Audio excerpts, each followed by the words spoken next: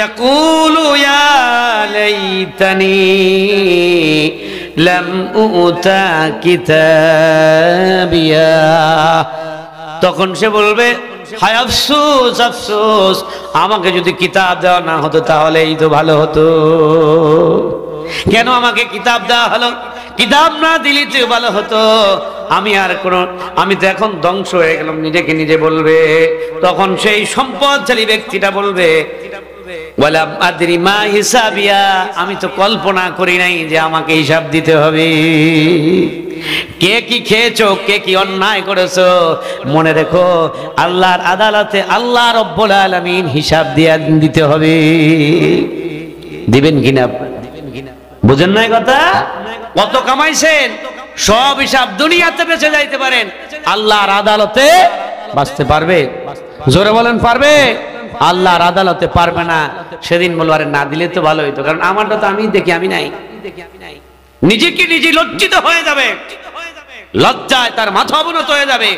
আমার দেশপ্রেমী, আমার দেশের বাইরা, তাহলে ওই যেহেতু মুসিবতের দিন আপনাকে কোর্টে হাজির হতে হবে, হিসাব দিতে হবে, তাহলে এটা ব্রেনের মধ্যে একটু ঢুকে নেন যে আমাকে তো হিসাব দিতে হবে, আমি কিভাবে কামাই করেছি, কিভাবে ব্যয় করেছি। আমার বন্ধুগণ ভাইয়েরা, আজকে আমার দেশের মানুষগুলো সব দুর্নীতি পরায়ণ, এত দুর্নীতি পরায়ণ, এখন আর অন্যায়কে অন্যায় মনে করে না, মনে করে হালাল। বুঝেন না কথা? অথচ আল্লাহ রাসূল বলেছেন, তারা কেন বলতে পারেন তারাও তো ইমানদার, দান করে শ্রদ্ধা করে, কিন্তু আমি বলি বেঈমান। আল্লাহ রাসূল বলেছেন যে ব্যক্তি হারাম কাজটাকে হালাল মনে করে করবে, ওর ঈমান নয়, হলো কাফের। আর যদি হারাম মনে করে করে তাহলে ঈমান থাকবে, কিন্তু সে ফাসিক। কিন্তু যদি হালাল মনে করে করে, অন্যায় কাজটাকে হালাল মনে করে যদি করে, তাহলে ও হলো কাফের। আপনি ফতোয়া জিজ্ঞাসা করুন ওলামাদের কাছে। তবে যদি অন্যায় মনে করে করে, তাহলে অন্যায় মনে করে কয়দিন করবে? অতএব তওবা করে ফিরে না আসলে আস্তে আস্তে আস্তে আস্তে সে পূর্ণাঙ্গ ফাসিক হয়ে যাবে। আমার আল্লাহ রাব্বুল আলামিন বলেন ইন্নাল্লাহা লা ইয়াহদিল কওমাল ফাসিকিন। আল্লাহু আকবার। আল্লাহ বলেন আমি এই সমস্ত ফাসিকদেরকে আমি হেদায়েত দেই না।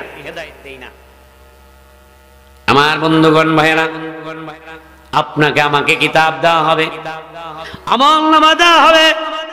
এখন ওই আমলনামা বড়কালে যেহেতু আমাকে বিচারের সম্মুখীন করতে হবে, ওই আমলনামা দুনিয়াতে আগে নিজেরটা নিজে প্রত্যেকদিন রাতের বেলা আমলনামাটা একটু মিলাইবেন।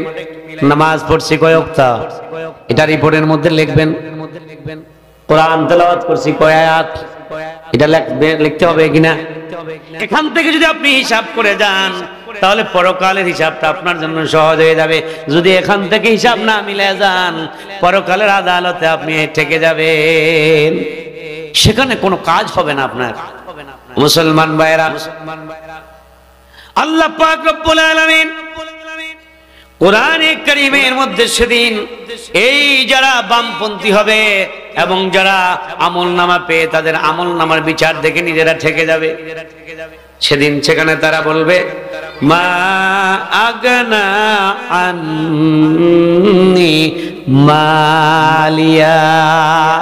হাইরে, এত ব্যাংক ব্যালেন্স করলাম, এত টাকা কামাইলাম, এত টাকা কামাইতে কামাইতে কামাইতে কামাইতে ব্যাংক ভরে ফেললাম, কিন্তু কোনো মাল তো আমার কোনো কাজে আসলো না। আসবে ওই দিন কোনো কাজে আসবে কিনা? হালাকান্নি সুলতানিয়া। অন্য আয়াতে আল্লাহ রাব্বুল আলামিন বলেন হালাকান্নি সুলতানিয়া, আমার সুলতানিয়া, আমার নেতৃত্ব, আমার ক্ষমতা সব ধ্বংস হয়ে গেল। মুসিবতের দিনে লোকটা সবচেয়ে অসহায়ের কাতারে দাঁড়াবে। সে নিজে বলবে কি এত টাকা কই আমার, এত ক্ষমতা আমার কই? সুলতানিয়া মানে কি? সুলতান মানে কি? নেতা না, ক্ষমতাধর ব্যক্তি। এই ক্ষমতাধর ব্যক্তিরা এখানে যারা বাম হাতে আমলনামা পাবে তাদের এখানে সুলতানিয়া বলা হয়েছে, কারণ গরিব মানুষের কোনো সুলতানিয়াত নেই। আসেনি, নেতৃত্ব আসেনি, পাওয়ার আসেনি। একজনে বললে মিছিল শুরু করে 10 জনেরও আসেনি। তো সেখানে এখানে কিন্তু কোরআনে সুলতানিয়ার শব্দটা ব্যবহার করেছেন, কোরআনের আয়াত। আল্লাহ পাক রব্বুল আলামিন বলেন হালাকান্নি সুলতানিয়া, ওদিন আমার ক্ষমতা ধ্বংস হয়ে যাবে। এত ক্ষমতা, আমার ক্ষমতার কোনো শেষ নেই। কিন্তু সেদিনকার আদালতে সে বলবে ভাইরা আমার ক্ষমতা কোথায় গেল? এত পাওয়ার ছিল, আমি বললে উঠে, আমি বললে সবকিছু হয়। ক্ষমতা থাকলেও হয়, না থাকলেও হয়, কারণ আমার টাকা আছে, পয়সা আছে। কিন্তু আজকের এই মুসিবতের দিনে আর সেই ক্ষমতা কোথায় গেল? ওই ক্ষমতা, ওই পাওয়ার ক্ষমতা না মনে করে আল্লাহর আদালতে যেহেতু আপনাকে হিসাব দিতে হবে, এই জন্য এখন থেকে প্রস্তুতি গ্রহণ করতে হবে। রাজি আছেন কারা? একটু আল্লাহকে দেখান। লিল্লাহে তাকবীর, লিল্লাহে তাকবীর। এখন থেকে হিসাব মিলাতে হবে, এখন থেকে মিলাতে হবে। রাত্রে ঘুমানোর সময় আত্মসমালোচনা করতে হবে, আইরে আমি কয়টা ভালো কাজ করেছি, কয়টা অন্যায় কাজ করেছি। আমার মুসলমান ভাইরা, শুধু সেই দিন তাই নয়, মানুষগুলো আফসোস করবে, বামপন্থীরা আফসোস করবে, ধর্ম নিরপেক্ষতাবাদীরা আমার আফসোস করবে, হাইরে কেন আমরা কুফরি মতবাদের মধ্যে আমরা চলে গেলাম। এত ক্ষমতা ছিল, কিন্তু ক্ষমতা তো আমার কোনো কাজে আসলো না, তাহলে আমি এখন কি আফসোস করব? সে নিজের বিচার নিজেই বলবে, হায়রে আমার কোনো কাজ, আমার তো কোনো অবস্থা খারাপ, আমার এত মুসিবত, আমার এত বিপদ, এর সে কঠিন বিপদ নাই। তখন সে আল্লাহর পক্ষ থেকে বলা হবে খুযুহু ফাগুল্লু সুম্মাল জাহিমা সাল্লু। আমার মুসলমান ভাইরা, সেদিন আল্লাহ তখন বলবে, যখন আপনার বক্তব্য শেষ হয়ে যাবে, আমার টাকা কোনো কাজে আসলো না, আমার ক্ষমতা কোনো কাজে আসলো না, আমার পাওয়ার কোনো কাজে আসলো না, আমার এত জমি এত জায়গা কোনো কাজে আসলো না, এত অবৈধ দখল কোনো কাজে আসলো না, তখন আল্লাহ বলবেন ফাকুযুহু, ওরে ধর। কি বলবে? ওরে ধর, খুযু, ওরে ধর। তারপরে কি কর? ফাগুল্লুহু, ওরে বাদ। 70 হাত লোহার শিকল দিয়া বাঁধকে, ওকে বাঁধা। আর কি কর? সুম্মাল জাহিমা সাল্লু, এরপরে ওরে হাসায়া হাসায়া জাহান্নামে ফেলে দে। আমার বন্ধুরা ভাইরা, জাহান্নামে আমরা যেতে চাই না, অতএব আমরা এই ক্ষমতাকে অপব্যবহার করি না, অর্থকে আমরা অপব্যবহার করব না, অন্যায়ভাবে কামাই করব না। কারণ অন্যায়ভাবে কামাই করে যদি কোনো লোক যত ইবাদত করে, দান করে, সদকা করে, ওই যে টয়লেটে হারাম টাকা, সুদের টাকা দান করলে কোনো সবের আশা করা যায় না। যদি আশা করা হয় তাহলে গুনাহ হবে। এমনি ভাবে যত দান করো, অবৈধ পয়সা কামাই করিয়া যত দান সদকা করো, আল্লাহর আদালতে তুমি নাজাত পাবে না, কোনো মূল্যায়ন হবে না।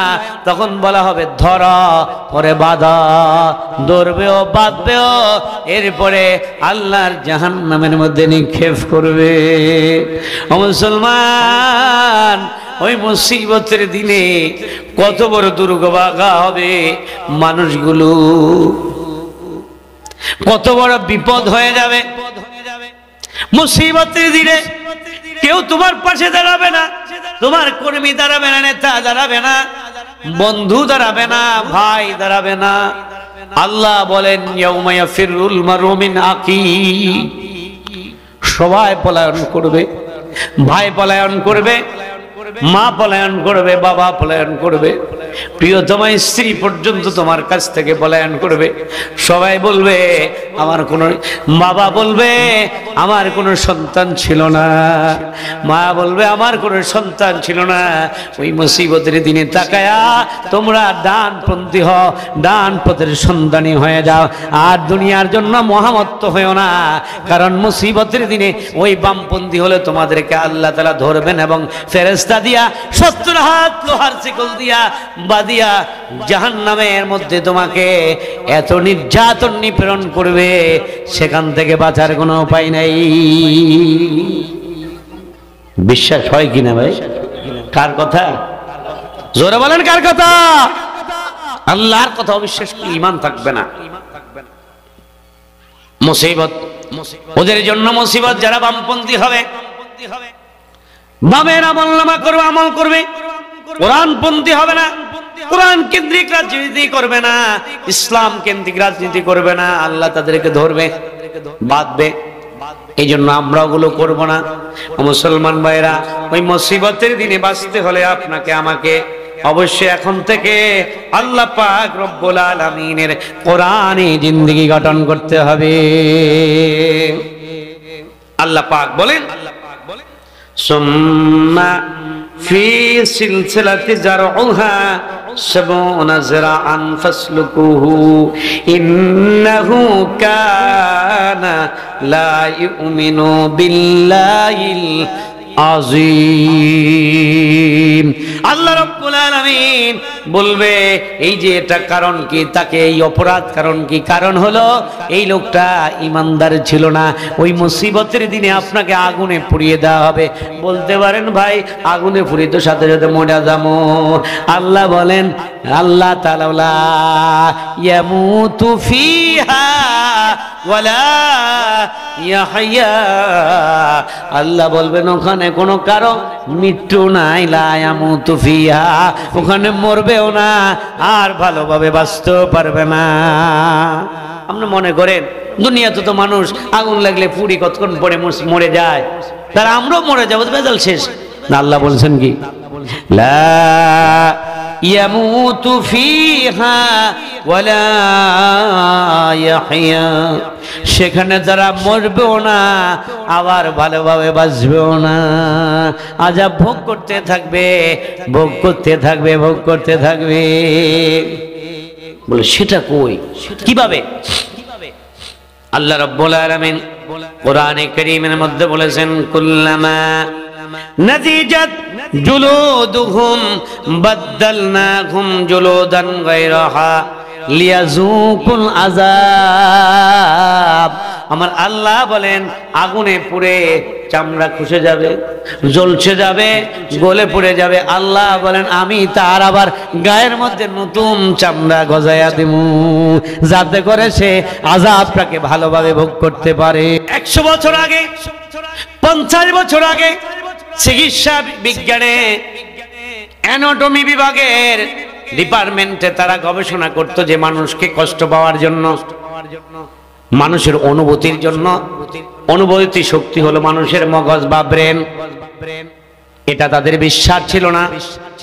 অতঃপর একজন আপনার থাইল্যান্ডের ব্যাংককের একজন চেংমাই বিশ্ববিদ্যালয়ের একজন প্রফেসর, ওনার নাম হলো প্রফেসর ট্যাগাতের। ওদের নামগুলো এইরূপ, হয়তো আপনারা অন্যভাবে বুঝতে পারেন। একজন প্রফেসর, অ্যানাটমি বিভাগের একজন মেডিকেল ডাক্তার, উনি হলেন এই আপনার এই বার্ন ইউনিটের বা তার চামড়া পুড়ে গেলে এটার চিকিৎসক। তো উনি গবেষণা করতেছেন যে এইভাবে মানুষ তো অনুভূতির জন্য, বা যেটাকে ইংলিশে বলা হয় ফেন রিসেপ্টর, এই যে বাড়ি দিলে মাথা কোনা একটা বাড়ি দিচ্ছে, মাথাটা চক্কর মারা গেছে, আমরা এটা বলি না? আমরা ভাই ফাই একটা কাটা দিচ্ছে, আমার মাথাটা ধরে গেছে, বলি না এমন? তো ওরা বলেছে, বিজ্ঞান বলতেছেন যে এটাকে অনুভূতির জন্য ফেইন রিসেপ্টর হলেন শুধুমাত্র মানুষের ব্রেন। কিন্তু যখন মুসলিম বিজ্ঞানীরা বলতে লাগলেন যে না, ফেইন রিসেপ্টর শুধুমাত্র মগজ নয়, ব্রেন নয়, বরং ফেইন রিসেপ্টর হলো মানুষের ত্বক, মানুষের চামড়া, তখন এই প্রফেসরের সামনে কোরআনের সূরা নিসার এই আয়াতে কারিমা, কুল্লামা নাদিজাত জুলুদুহুম বাদদালনাহুম জুলুদান গায়রাহা লিয়াযুকুল আযাব, যে চামড়া বারবার গজাবে, আবার খসে পড়বে জাহান্নামের মধ্যে, আবার চামড়া গজাবে, আবার খসে পড়বে, আবার চামড়া গজাবে, আবার খসে পড়বে, আবার চামড়া নতুন গজাবে। এইভাবে এইভাবে সারা জীবন চলতেই থাকবে, চলতেই থাকবে, যাতে করে ওই লোকটা আযাবকে ভোগ করতে পারে। এটা কোরআনের কথা। এই আয়াতে কারিমা তাকে দেখিয়ে দিলেন। আমার মুসলমান ভাইয়েরা, গবেষণা করতে করতে তারা দেখলো বার্ন ইউনিটে যখন কোন লোক যখন আগুনে পুড়ে যায়, তখন এখন চামড়া সুই দিয়ে তাকে আঘাত করে যদি একটু লড়ে ব্যথা পায় তখন সে অনুভব করে যে হ্যাঁ ঠিক আছে উনি মনে হয় বাঁচবে, কারণ ওর পেন রিসেপ্টর ঠিক আছে। যদি মনে করে যে না এখানে তার চামড়া উনি ব্যথা পায় না, তখন উনি বুঝতে পারে তার চামড়াটা পুরোপুরি জ্বলে গেছে, তার ভালো হওয়ার সম্ভাবনা নাই। এটা বিজ্ঞান ভিত্তিক কথা। আমার মুসলমান ভাইয়েরা, ওই প্রফেসর সিদ্ধান্ত নিলেন সৌদি আরবের রিয়াদ নগরীতে ৮ম মেডিকেল কনফারেন্সে এই আয়াতে কারিমা তেলাওয়াত করে, আর তিনি গবেষণা করে চামড়ার পেইন রিসেপ্টর অনুভব করে কোরআনের আয়াতকে সত্যায়ন করার কারণে ওই ৮ম মেডিকেল কনফারেন্সে ওই প্রফেসর ঈমান এনে আল্লাহ পাক রব্বুল আলামিনের উপর ঈমান এনে পড়ে নিলেন লা ইলাহা ইল্লাল্লাহু মুহাম্মাদুর রাসূলুল্লাহ। বলে লা ইলাহা ইল্লাল্লাহ, আরো জোরে লা ইলাহা ইল্লাল্লাহ, লা ইলাহা ইল্লাল্লাহ, লা ইলাহা। अल्लाह अल्लाह क्या मुबारक नाम है, अल्लाह अल्लाह क्या मुबारक नाम है, अल्लाह अल्लाह आशिकों का काम है। ला इलाहा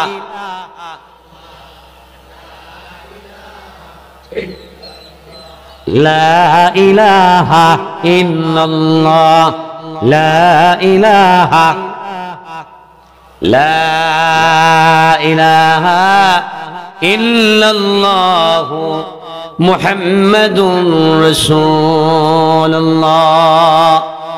ওই প্রফেসর সৌদির রিয়াদের ৮ম মেডিকেল কনফারেন্সে এই আয়াতের উপরে এবং তার মেডিকেল গবেষণার উপরে কোরআনের মিল দেখে ঈমান আনয়ন করে জানিয়ে দিলেন যে ও দুনিয়ার মানুষেরা জেনে রেখো আল্লাহর কোরআন সত্য, আমাদের গবেষণা আগে ছিল ভুল।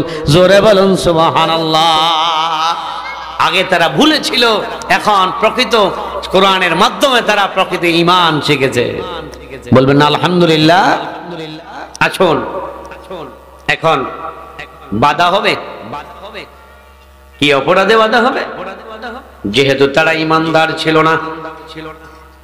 বলতে পারেন কি হুজুর আমরা কি ঈমানদার না? যারা অন্যায় করে তারা কি বেঈমান? যারা জুলুম করে তারা কি বেঈমান? ও মুসলমান ভাইয়েরা, আপনারা কোরআনের আয়াত দিলে বুঝতে পারবেন তারা কি বেঈমান না ঈমানদার। মানে আল্লাহ রাব্বুল আলামিন বলেন আফা তুমিনুনা বিবাদিল কিতাবি ওয়া তাকফুরুনা বিবাদ ফামা জাযাউ মান ইয়াফআল যালিকা মিনকুম ইল্লা খিজুন ফিল হায়াতিদ দুনিয়া। আল্লাহ রাব্বুল আলামিন বলেন মুমিনদেরকে ডাক দিয়ে বলে মুমিন তোমরা কিছু মানবা আর কিছু মানবা না, এটার নাম কিন্তু ঈমান হতে পারে না। যদি এমন হয় তাহলে দুনিয়ার মধ্যে তোমরা পাবা লাঞ্ছনা আর পরকালে পাইবা আযাব। দুনিয়া পাইবা কি লাঞ্ছনা। দেখেন না কেন এই পৃথিবীর মধ্যে কোন অশান্তিময়, অরাজকতাময় এবং দুর্নীতিগ্রস্ত কোন রাষ্ট্র যদি থাকে তাহলে আমরা অনেক বেশি, কি বলেন ঠিক কি না? অথচ আমরা কি জোরে বলেন কি মুসলমান। আমরা কি মুসলমান, যারা অপরাধ করে আমরা দাবি করি মুসলমান। কিন্তু আল্লামা ইকবাল সঠিক কথা বলে গেছেন। আল্লামা ইকবাল বলেছেন ইমান ইমান বলো রাত দিন, মুসলিম মুসলিম বলো রাত দিন, ইমান ইমান বলো রাত দিন। ইমান কি এত সোজা? ইমানদার হয়ে কি কেউ বহে শয়তানি বোঝা? ইমানদার তো কখনো অন্যায় করতে পারে না। এই জন্য আমরা ইমানও কতটুকু রাখি, আবার বেঈমানের কাজটাই আমরা বেশি করি। আর এরা যারা করবে পরকালে আযাব আছে না নাই? পরকালে আযাব আছে না নাই? জোরে বলেন। আল্লাহর আযাব আছে। মুসলমান ভাইয়েরা, এই জন্য আল্লাহ পাক রব্বুল আলামিন আমাদিগকে এই অন্যায় থেকে বেঁচে থাকার জন্য এই কোরআনে কারিমের পুরা হুকুমটা জারি করার জন্য, পুরা হুকুম কায়েম করার জন্য আল্লাহ রব্বুল আলামিন কোরআন নাজিল করেছেন। কিন্তু আজ এই কোরআন আমরা গোটা রাষ্ট্রের মধ্যে উপেক্ষিত। কোরআনের রাষ্ট্র নিয়ে আমাদের কাজ, কিন্তু আমরা দাবি করি মুসলমান। এই কথাই আজকে কোরআনের কথা, কোরআনের হুকুমত কায়েমের কথা হলো আমাদের মূল কথা। এর বাকি কথাগুলো হলো ইসলামিক, আমাদেরকে শিক্ষা দেওয়ার জন্য বাকি কাজ। মূল মিশন হলো কোরআনের হুকুমত কায়েম করা, এটাই আমাদের উপরে ফরজ। জোরে বলুন কি ফরজ? এটা কি ফরজ? বন্ধুগণ, ভাইয়ের আমার, আমরা তো বামপন্থীদের কথা শুনে মনটা খুব মলিন হয়ে গেছে, জাহান্নামে চলে যাব। যারা বামপন্থী হবে তারা জাহান্নামে চলে যাবে। জোরে বলুন নাউজুবিল্লাহ। কিন্তু এখন ডানপন্থীদের কথা আমাদেরকে শোনাতে হবে, কারণ আল্লাহ রাব্বুল রাসূল সাল্লাল্লাহু আলাইহি ওয়াসাল্লাম বলেছেন, তোমরা মানুষদেরকে আশা দাও, নিরাশ করো না। আশা দাও, নিরাশ করো না। তোমরা তাদের উৎসাহিত করো, নিরুৎসাহিত করো না।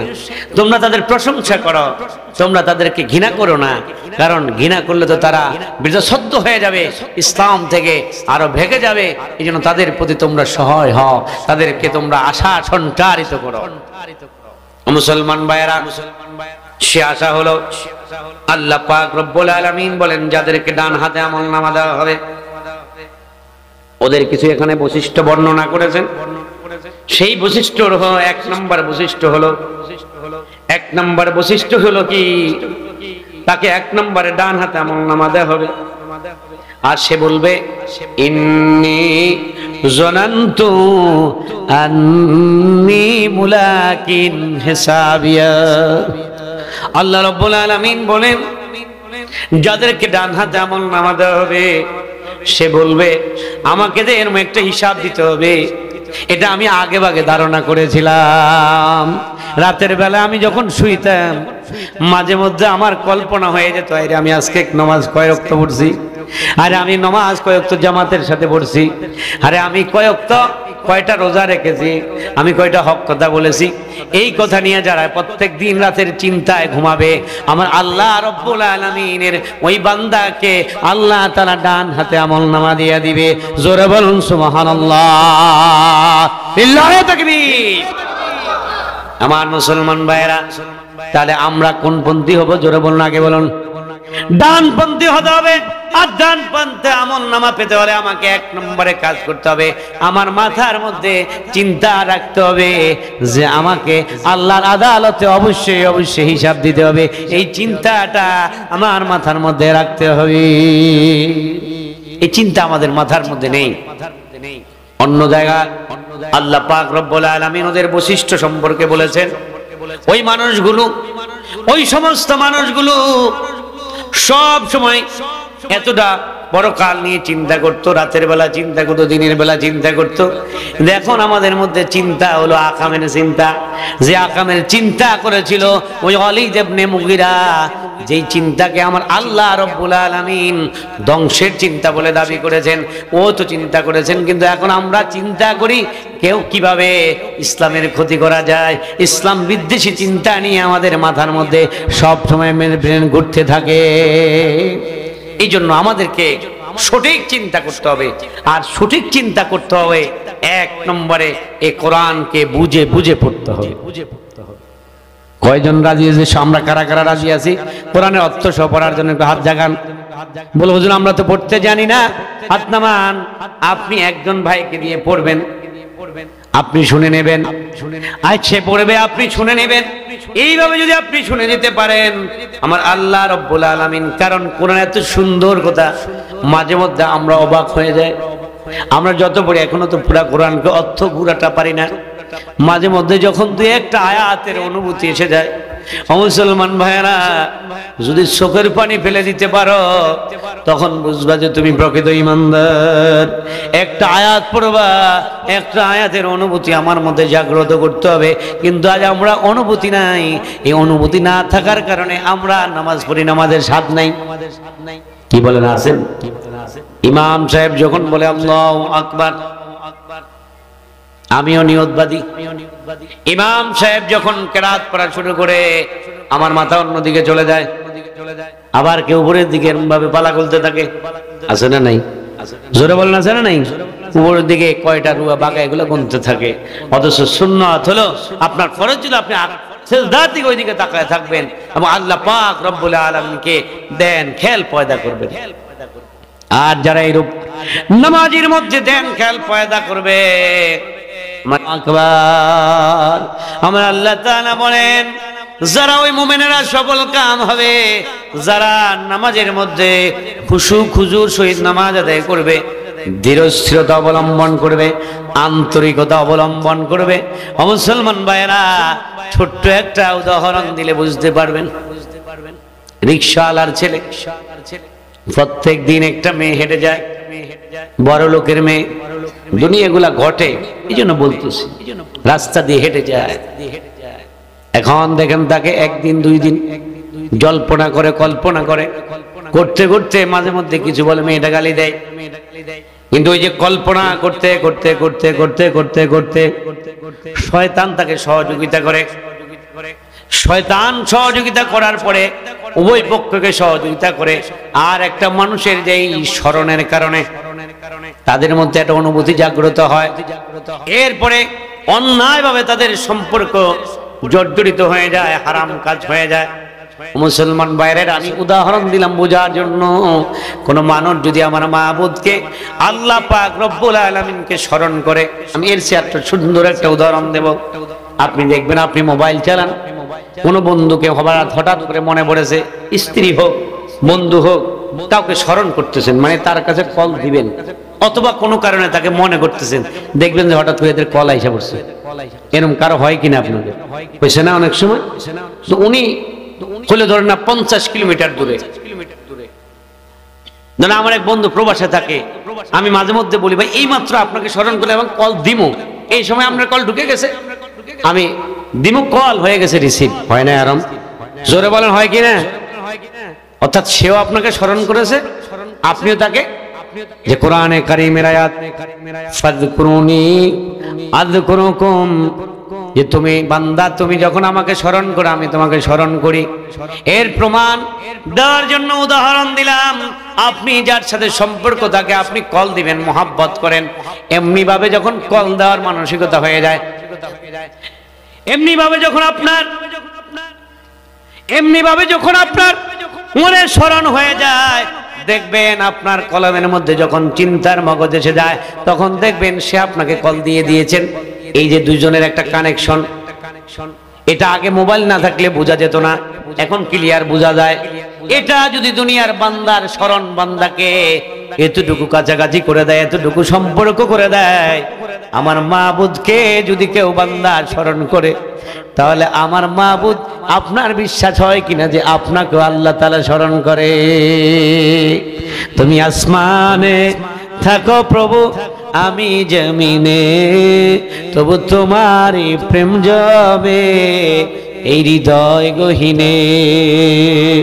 আমি তোমারই গোলাম গো, অন্য কারণ আলিমুল গায়েব তুমি, মালিক রব্বানা। আল্লাহ আল্লাহ আল্লাহ আল্লাহ, জিকির করুন আল্লাহ,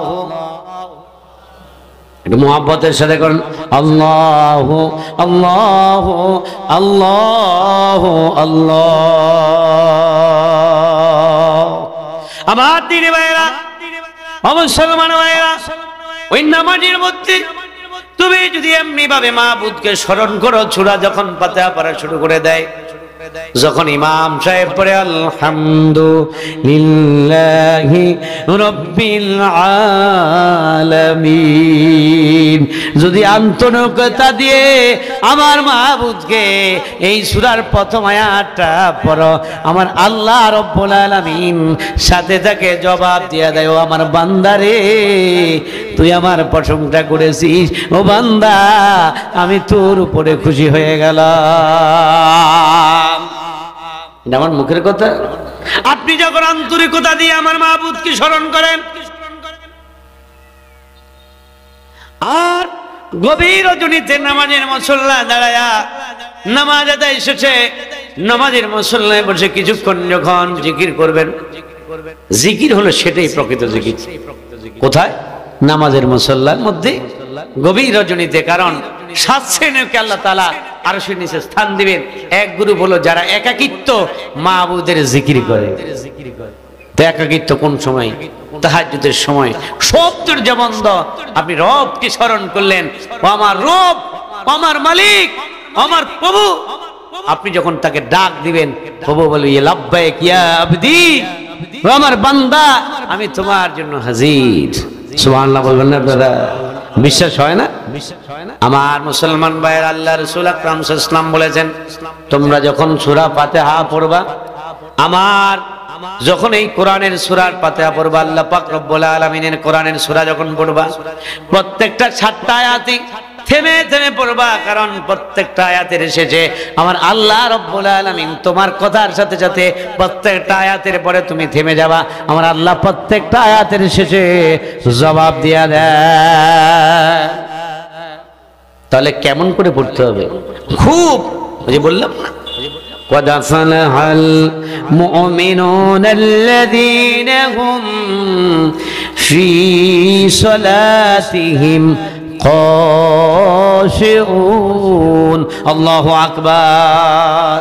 আমার আল্লাহ রাব্বুল আলামিন বলেন, যে সকল বান্দারা নামাজটাকে এইভাবে আন্তরিকতার সহিত পড়বে, ও হলো সফল কাম। শুধু সফল কাম না, উলাইকা হুমুল ওয়ারিসুন আল্লাযীনা ইয়ারিসুনাল ফিরদাউসা হুম ফিহা খালিদুন। আল্লাহ বলেন, আমি তাকে জান্নাতের ওয়ারিস বানায়া দিব। তাহলে নামাজটা কি আন্তরিকতার সহিত পড়তে হবে? কি বলেন আপনারা? খুব আন্তরিকতার সহিত ধীর স্থিরে পড়তে হবে। তাহলে আল্লাহ পাক রব্বুল আলামিন তার রহমতের দরজাকে আপনার জন্য খুলে দিবেন, বলি আমিন। বন্ধুগণ আমার, বলতেছিলাম, যারা ডান হাতে আমলনামা পাবে, সে তখন খুশি হয়ে বলবে,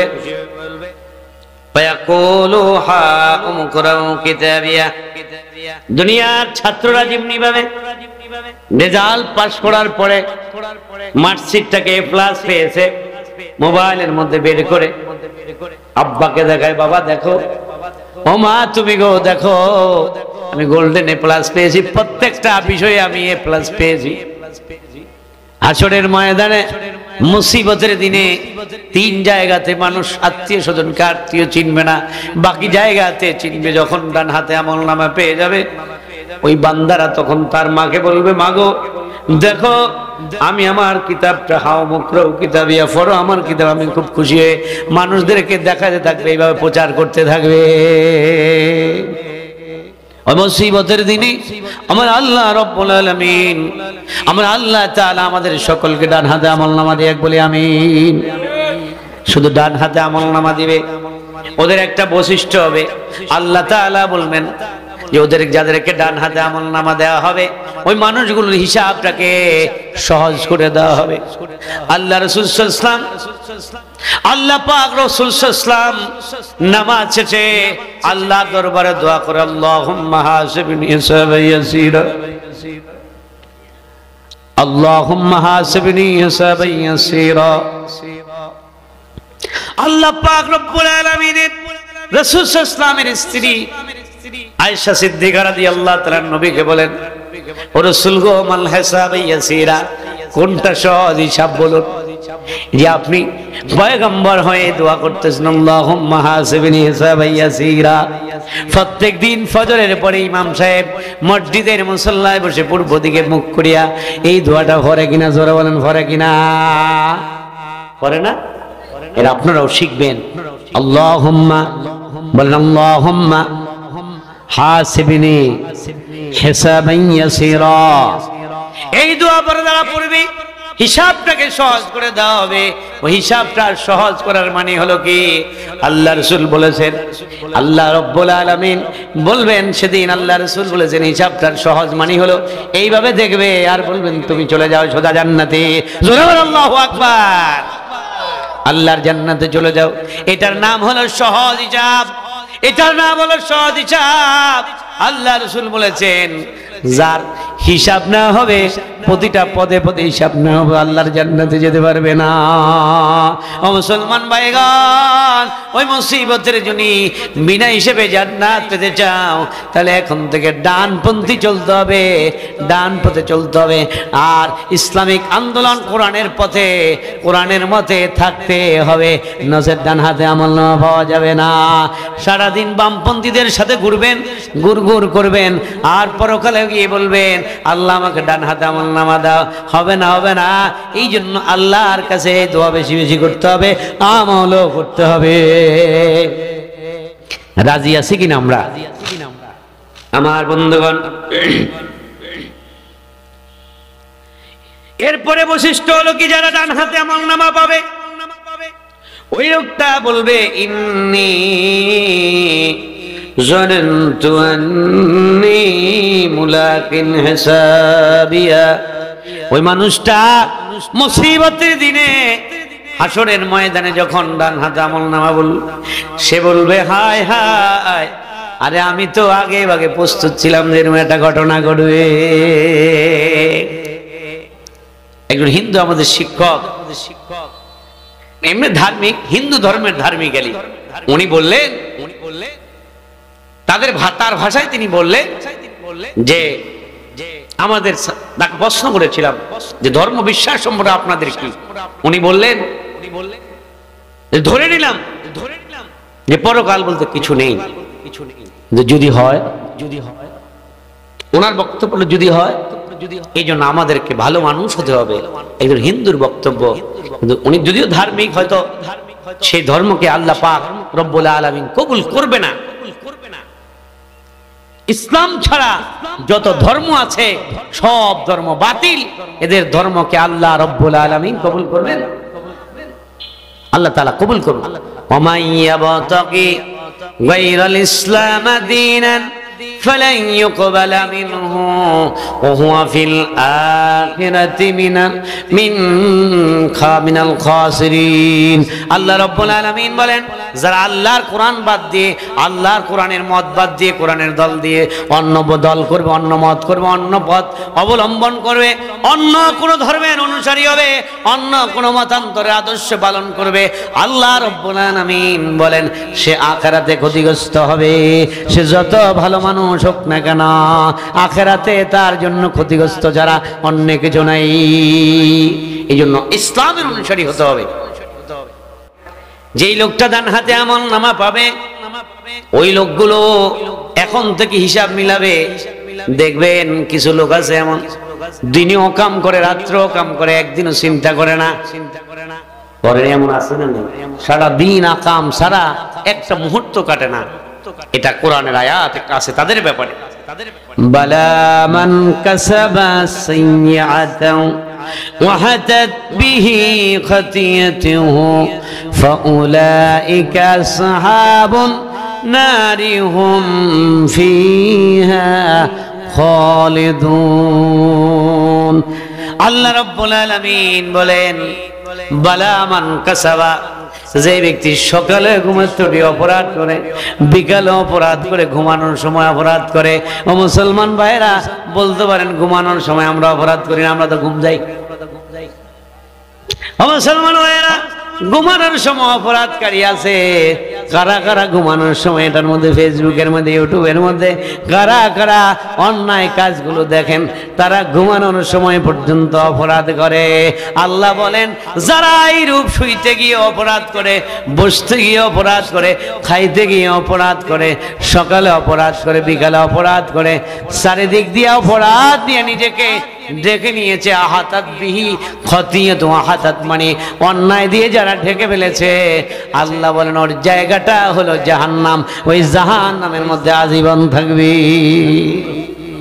কথা কি বুঝতে পেরেছেন আমার মুসলমান ভাইরা?